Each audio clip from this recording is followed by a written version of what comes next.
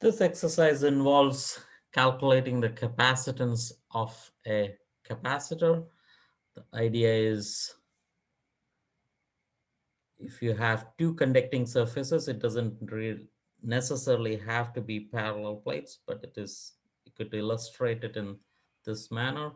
We have a positive charge Q on one plate and negative charge Q on the other plate, and we provide a potential difference of V, or we can ask what will be the potential difference between the two plates if we put in such charge in a certain capacitor. The expression involved is the charge Q over the capacitance is equal to electric potential V.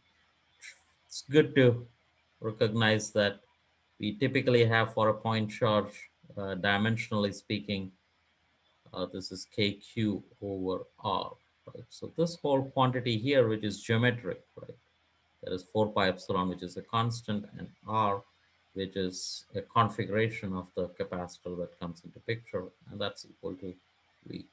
So the dimension of capacitance will be epsilon naught times distance. So that's the expression. This is just a motivation. We don't really need this.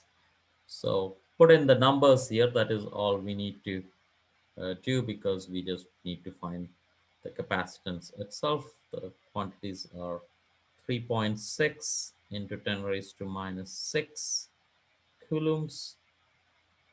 Let me write that because we have capacitance in the same expression. So it's advisable not to write C there, and divided by C, the capacitance will be equal to 12 volt.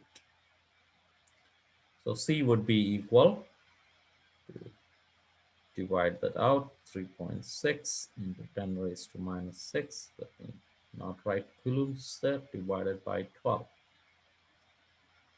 And that's equal to, so 12 into 3 is 36, so that's 0.30 into 10 raised to minus 6 units of capacitance. It is volt. So if you were to do coulomb onto the right, it is the inverse of volt and multiplied by coulomb. So it's coulomb over volt, which is a farad. So the capacitance is 0.30 microfarad.